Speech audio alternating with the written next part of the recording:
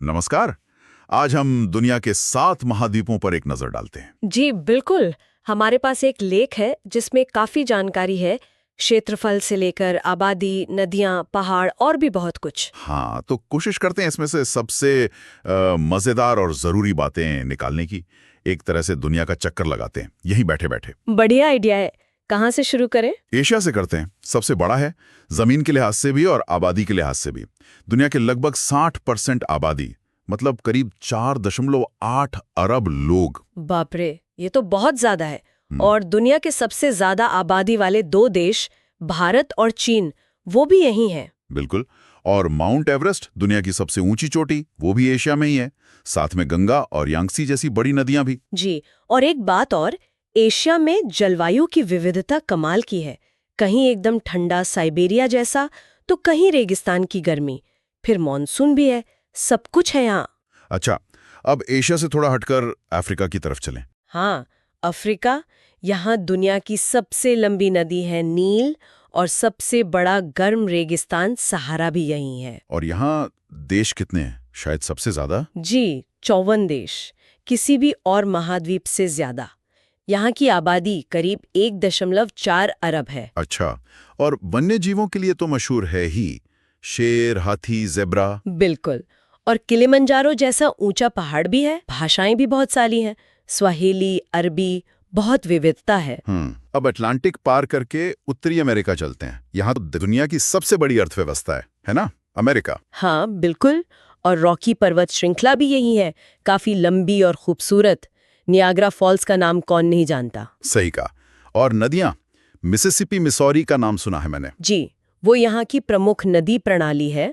जलवायु भी यहाँ, मतलब कनाडा की आर्कटिक ठंड से लेके नीचे मेक्सिको की गर्मी तक सब मिलता है। भाषाएं मुख्य रूप से अंग्रेजी, स्पेनिश और फ्रेंच। हाँ, ये 3 मुख्य हैं। अमेज़न नदी भी, जो दुनिया की सबसे चौड़ी नदी है। और एंडीज पर्वत श्रृंखला, वो भी तो यही है। जी हाँ, दुनिया की सबसे लंबी पर्वत श्रृंखला, ये महाद्वीप के पश्चिमी किनारे पर फैली हुई है। यहाँ भाषाएं कौन सी ज्यादा बोली जाती हैं? यहाँ स्पेनिश और पुर्तगाली मुख्य हैं, खासकर ब्राजील में पुर्तगाली। ब्राजील वैसे यहाँ का सबसे बड़ा देश भी है, और इग्वाजू फॉल्स भी यही हैं, देखने लायक जगह है। वाह। अब चलते हैं सबसे अनोखी जगह पर, अंटार्कटिका। हाँ, ये तो एकदम अलग ही दुनिया है। यहाँ कोई रहता नहीं है स्थायी तौर पर। सब वैज्ञानिक वगैरह जाते हैं रिसर्च के लिए। जी, ये पूरा महाद्वीप लगभग 98% बर्फ से ढका है।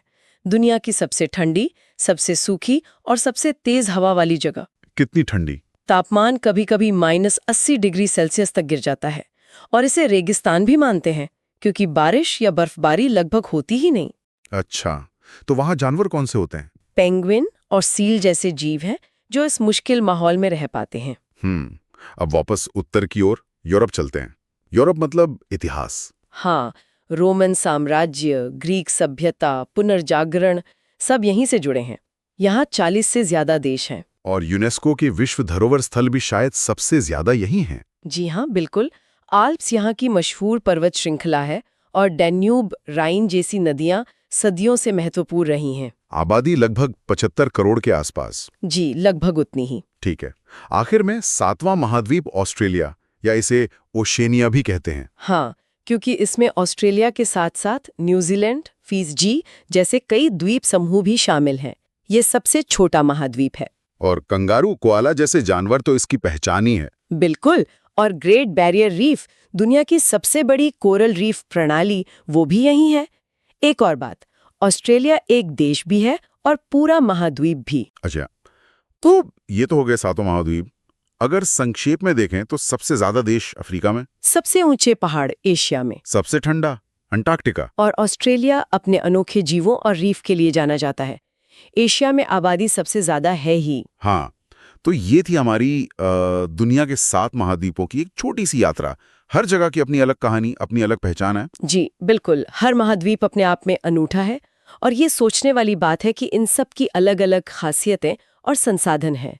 भविष्य में वैश्विक सहयोग बढ़ेगा या फिर प्रतिस्पर्धा, खासकर अंटार्कटिका या अमेज़न जैसे नाजुक माहौल वाले इलाकों को लेकर? ये एक बड़ा सवाल है जिस पर शायद सोचना चाहिए।